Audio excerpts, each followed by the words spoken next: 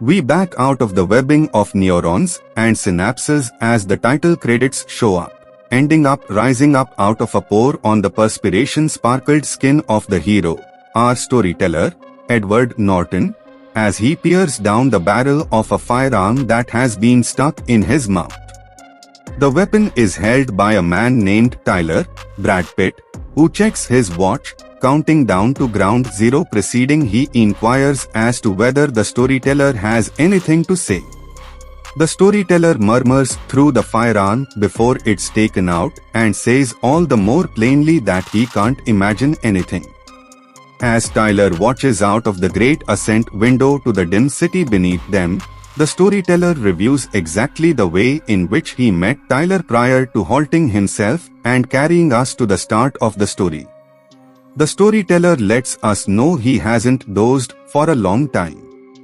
His occupation as a voyaging item review expert for a vehicle organization doesn't help his sleeping disorder, since he should travel frequently, encountering episodes of fly slack notwithstanding the regular pressure of his situation, respecting the minuscule existence of single-serving cleanser and cleanser at each area.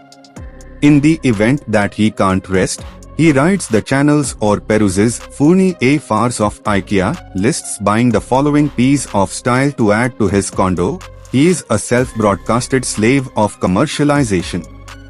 He goes to his primary care physician looking for help, yet all the specialist will do is recommend a natural enhancement rather than medications, and that the storyteller visit a care group so that testicular disease could see genuine torment. There, the storyteller meets Robert Weave Paulson, meet Portion, the huge Muzi and an ex-weightlifter and steroid client who experiences an outrageous instance of gynecomastia because of chemical treatment after his balls were taken out. Weave is very able to embrace the storyteller in help.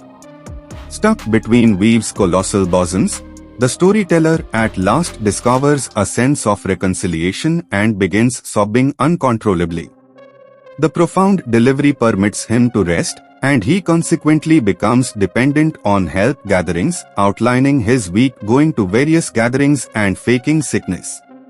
Notwithstanding the presence of a lady named Marla, vocalist Helena Bonham Carter tosses the storyteller's framework messed up.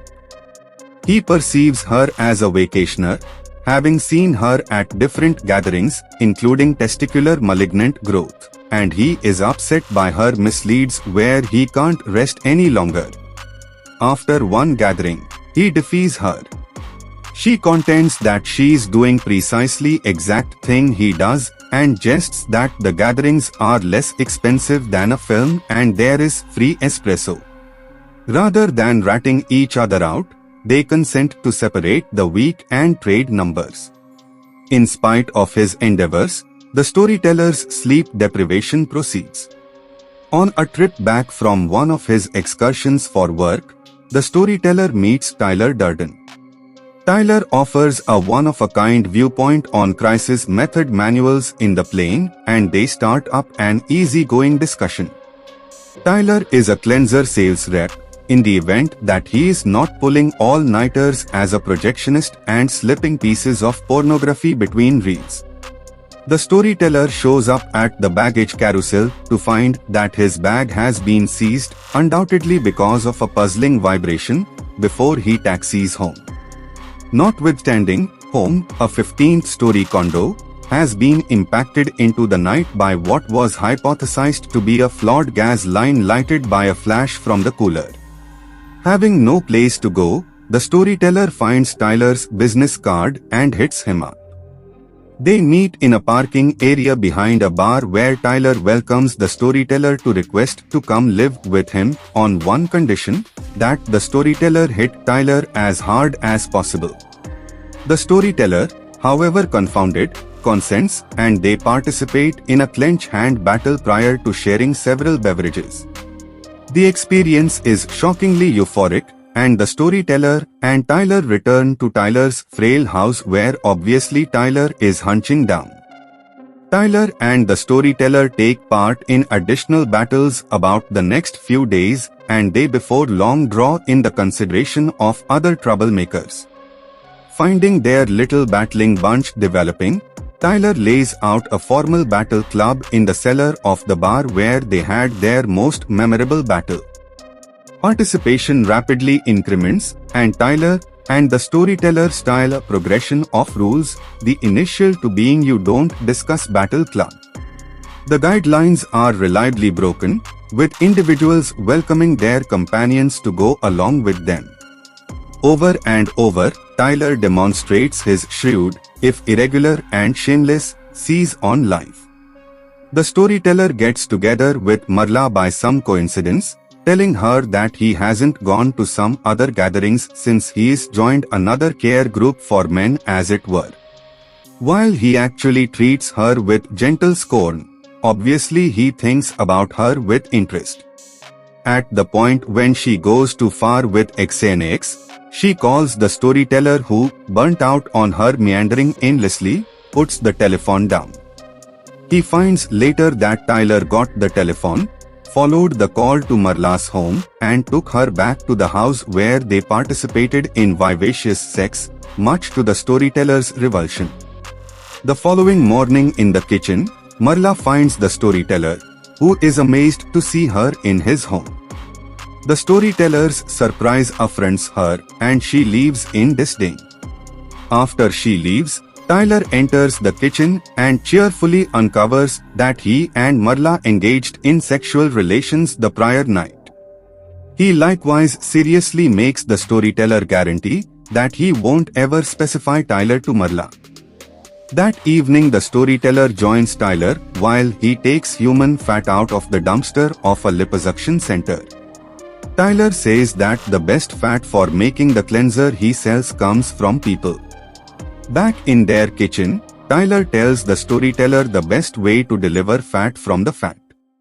In the wake of making sense of a piece about the historical backdrop of soap making, Tyler establishes a wet kiss on the rear of the storyteller's hand and dumps unadulterated lie on the spot, causing a horrendous substance consume. Tyler won't allow the storyteller to wash the lie off his hand, saying that water will demolish the consume, and lets the storyteller know that the consume is a transitional experience. Tyler has consumed his own hand in an indistinguishable manner. Tyler additionally powers the storyteller to acknowledge loyalty to him and afterward kills the ignite with vinegar. Afterward, when they meet with a beauty care products salesman at a retail chain, the storyteller comments that Tyler's cleanser sells at an extremely significant expense. With the storyteller, he holds a school dropout, June Kim, at gunpoint and takes steps to kill him in the event that he doesn't seek after his fantasy about turning into a veterinarian. He permits Peter Iacangelo, the proprietor of the bar where their battle club is held, to pummel him prior to hacking blood all over him and requesting to remain in the cellar. Second, conquers. Tyler gives the club individuals a schoolwork task. They will all provoke a total outsider and lose. The storyteller says it's a lot harder undertaking than anybody would naturally suspect. Bounce confronts individuals in a midtown court. Another part irritates a minister. Following a time of days, Marla leaves and Tyler acquaints the storyteller with his most current side interest. Involving his capable abilities in cleanser making, Tyler has transformed the cellar of the house into a research facility where he utilizes cleanser and different fixings to make explosives. Tyler and the storyteller keep overseeing Battle Club, yet this time at a very different recurrence. Getting flack at work, the storyteller at long last faces his chief, Zach Greenier, with information about unsatisfactory practice and haggles to telecommute with expanded pay to keep his mouth shut. At the point when his supervisor items and calls security, the storyteller pummels himself seriously so that, when security shows up, they are persuaded to think that the storyteller's manager attacked his representative. Tyler in the long run relegates schoolwork to his enlisted people and teaches them about the hindrances of commercialization and depending on society and authority figures. He proposes to return to the time where a man's worth relied upon the perspiration on his back and where he just utilized what he really wanted. This way of thinking develops into what Tyler calls venture pandemonium, and the battling in cellars transforms into wicked destructive incidents and obliteration. Their activities don't be ignored. Yet Tyler figures out how to show the lead examiner that the very individuals he's hunting are those that they rely upon: servers, transport drivers, sewer designers, and that's only the tip of the iceberg. They compromise the police boss with mutilation, and the examination is cancelled. The run-down house where Tyler and the storyteller reside transforms into pandemonium focal, where each newcomer is put through a thorough time of commencement and preparing, and where the most recent plans are incubated. While undertaking disorder develops, the storyteller starts to feel increasingly more far off from Tyler, and envy sets in, making him venture to such an extreme as to whip and distort one end role, Jared Leto, since he needed to obliterate something delightful. As they leave this battle club meeting, Tyler drives the storyteller and two individuals in an enormous Lincoln Town vehicle. In the downpour, Tyler insults the storyteller, idea that he hasn't even started to carry on with his life to his fullest potential. At the point when he permits the vehicle to float into approaching cars, Tyler reprimands the storyteller for being powerless and pitiful. Tyler then concedes that he annihilated the storyteller's loft. The storyteller at last surrenders. Tyler allows the vehicle to float, and they hammer head-on into another vehicle. They rise out of the disaster area with Tyler shouting that the storyteller has another daily routine in view of his experiencing through a brush with death.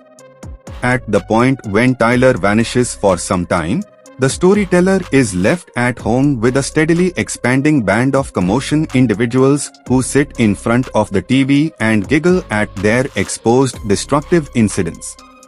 At the point when the storyteller requests to find out about their underhandedness, Sway tells him the first rule of undertaking commotion is you don't clarify pressing issues. Later, Sway is killed during a bungled harm activity, and the storyteller looks to disband the gathering before things gain out of influence. He attempts to find Tyler and finds a rundown of telephone numbers he as of late utilized. The storyteller trails the rundown all around the nation, finding that battle clubs have grown all over the place. At one specific bar, the barkeep tends to the storyteller as Sir, which prompts the storyteller to inquire as to whether he knows him. The barkeep, in the wake of being guaranteed that he is not being put through a test, lets the storyteller know that he is Tyler Durden. In shock, the storyteller gets back to his lodging and calls up Marla, inquiring as to whether they have at any point engaged in sexual relations. However disturbed, Marla affirms their relationship and states that she knows him as Tyler Durden. Marla hangs up, and Tyler out of nowhere shows up in the room and stands up to the storyteller, letting him know he broke his guarantee to not talk about Tyler to Marla. A couple of moments of discussion affirms that they are, without a doubt, one individual. The storyteller has sleep deprivation. He can't rest in this way, at whatever point he assumes he is, or at irregular pieces of a day. Tyler's persona dominates. The revelation makes the storyteller faint. At the point when he awakens, he finds one more telephone list close to him with brings from everywhere the country.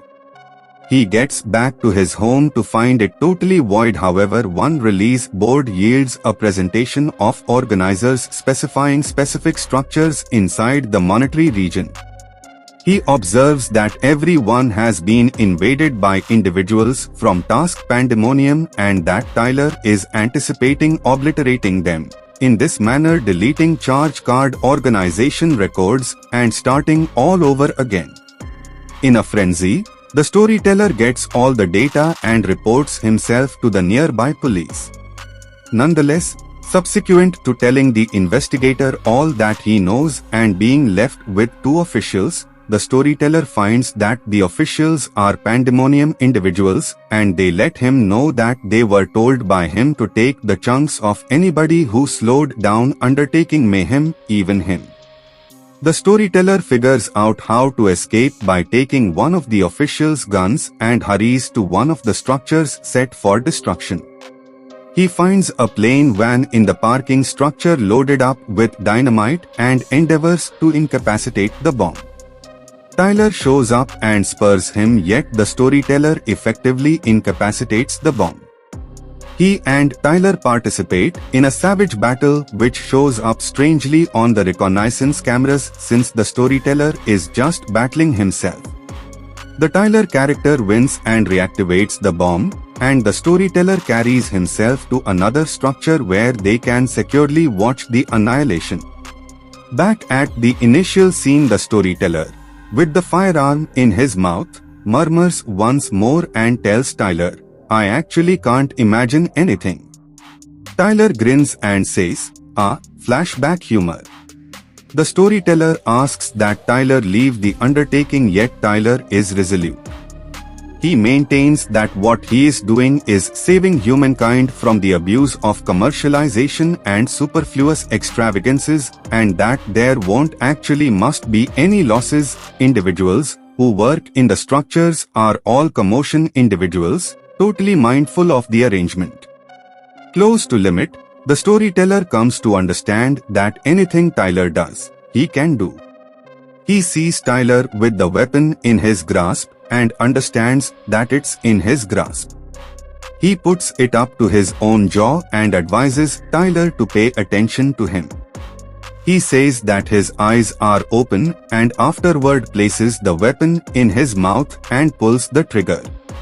The slug shoots out of the side of his jaw and Tyler is killed with a vast injury to the rear of his head. As the storyteller recuperates, individuals from undertaking pandemonium show up with snacks and Marla close by. Tyler had recently taught her to be brought to them. Seeing Tyler's injuries, the disordered individuals abandon Marla with him to get a few clinical supplies. Tyler remains with Marla and advises her that everything will be fine as the primary explosion touches off the structure before them. The others on the block before long follow after accordingly, and Tyler clasps Marla's hand with his and tells her, "You met me at an exceptionally odd time in my life." They watch as the explosives go off and the structures break down.